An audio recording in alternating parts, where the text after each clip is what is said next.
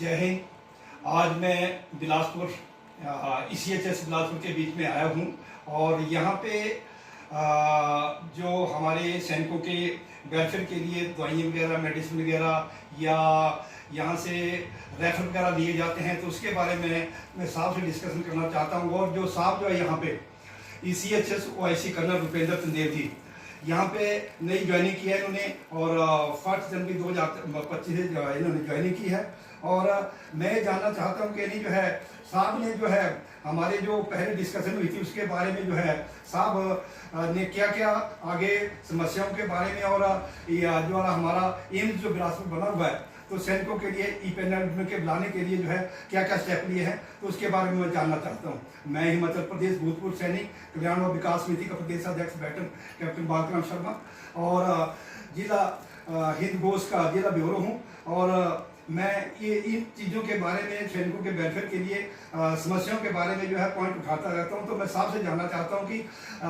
ई-पैनल में लाने के लिए ये बिलासपुर एम्स को जो है क्या क्या आपने कार्रवाई की और अपना जो अवसर लिया इसके लिए क्या क्या किया, और इनको यहाँ पे ECHS OIC के कुर्सी पर बैठने के लिए, इस पद भार संभालने के लिए मैं बहुत बहुत बधाई देता हूँ। तो मैं साहब से जानना चाहता हूँ कि आगे क्या कार्रवाई किया। धन्यवाद साहब। 1 जनवरी 2025 को जब मुझे ये सौभाग्य प्राप्त हुआ कि मैं अपने एक्सेसमैन जो हैं उनके बीच में रह के उनके लिए कुछ कर सकूं, तो उसी दिन मैंने ये दृढ़ निश्चय लिया था कि सबसे पहला मेरा काम होगा कि जो अपना एम्स बिलासपुर है उसको अपनी ECHS स्कीम में एम्पैनल करना। तो उसके लिए उसी दिन मैंने हमारे जो कसौली में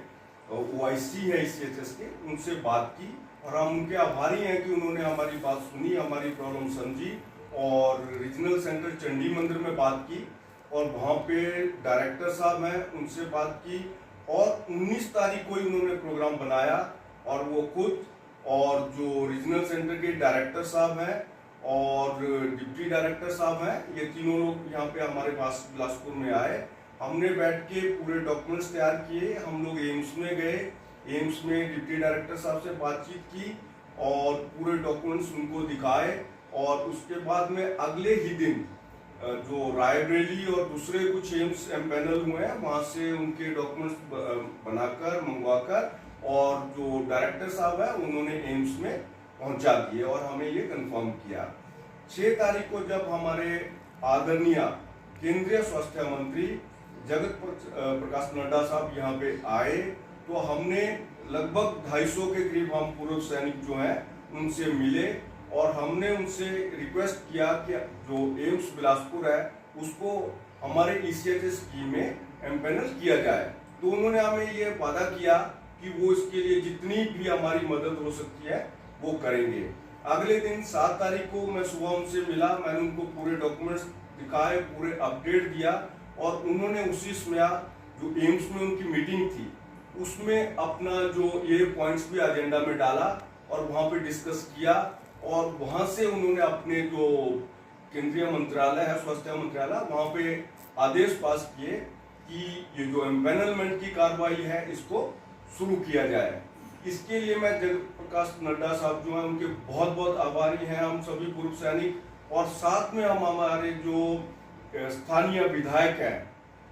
त्रिलोक जमवाल जी, उनके भी बहुत ज़्यादा आभारी हैं कि उन्होंने हमारे एम्पैनलमेंट की जो कार्रवाई है उसमें हमारा बहुत ज़्यादा सहयोग किया। अब जो ECHS है यहाँ पे 18 लाख रुपया जो है वो मंजूर हो चुके हैं। इसके अलावा जो हमारे जो बिल्डिंग है ये लगभग 13 साल पहले बनी थी ECHS की बिल्डिंग, इसके लिए जो हमारा स्टेशन हेडक्वार्टर कसौली है उन्होंने 18 लाख रुपया मंजूर किए हैं और हमें इसमें 2 कमरे नए बनाने हैं और इसकी पूरी रिपेयर वगैरह हम अभी करवाएंगे। और इसके अलावा 8 लाख रुपया और सैंक्शन हुआ है जिससे कि हम पूर्व सैनिक जो हैं उनके सुविधा और उनके आराम के लिए हम बहुत कुछ यहाँ करना चाहते हैं, कैसे बैठने का अरेंजमेंट करेंगे उनके लिए और बाकी सभी सुविधाएं उनको हम यहाँ पे प्रदान करेंगे। धन्यवाद। तो अभी मैं जो है हमारे OIC ECHS colonel Rupendra Chandel ji से बातचीत कर रहे थे और इन्होंने जो समस्याएं थी सैनिकों की या वेलफेयर संबंधी काम थे जो है उनके ऊपर उन्होंने जो स्टेप लिए हैं वो एक सराहनीय प्रयास है, सराहनीय कदम है। हम उम्मीद करते हैं कि नहीं आगे भी इस प्रकार से जो है हमारे जो सैनिकों के वेलफेयर और समस्याएं थी उनको जो है लगातार उठाते रहेंगे, और ताकि सैनिकों को किसी प्रकार की असुविधा ना हो, या छोटे वृद्ध सैनिक हैं, वीर नारियां हैं, उनको किसी प्रकार की असुविधा ना हो। और दवाई वगैरह जो यहाँ पे आते हैं तो उनको जो है सही तरीके से दवाई वगैरह मिले, और इनको बैठने के लिए जो इन्होंने बताई बात या इनको दोबारा रेनोवेशन करने के लिए जो बात कही, तो उसके लिए भी हम इनको बधाई देना चाहते हैं कि यानी एक अच्छे स्टेप हैं, और आगे इस प्रकार से इसके बीच में है बहुत तरक्की होगी, और हम उम्मीद करते हैं कि ये इन कामों में सक्षम होंगे और अच्छे कदम उठाएंगे, और हम सैनिक वीर नारी सभी कंधे से कंधा मिलाकर के काम करेंगे जो है। और मैं एक सुझाव और देना चाहता हूं कि यानी ये चाहे कोर कमेटी की मीटिंग करें, मंथली एक मीटिंग करें, और क्वार्टरली जो है पूरे सैनिकों की, जिला बिलासपुर के सैनिकों वीर नारियों की मीटिंग करें, ताकि उनकी समस्याएं, सुझाव, कोई वेलफेयर संबंधी समस्याएं हैं, कोई भी बात हो तो उनको शेयर किया जाए और उन समस्याओं को सुना जाए और उनको दूर किया जाए। इन्हीं बातों के साथ में मैं अपनी वाणी को विराम देता हूँ। आज जो है एक बहुत बड़ी बात है कि हमारे लिए एक अच्छे OIC इस एजेंसी में मिले हैं जिन्होंने जो सैनिकों के वेलफेयर के लिए अच्छे कदम उठा रहे हैं जो है। तो मैं इन शब्दों के साथ धन्यवाद करना चाहता हूं साहब का, और उम्मीद करता हूं कि आगे इस प्रकार लगातार काम करते रहें। धन्यवाद। जय हिंद। Thank you sir.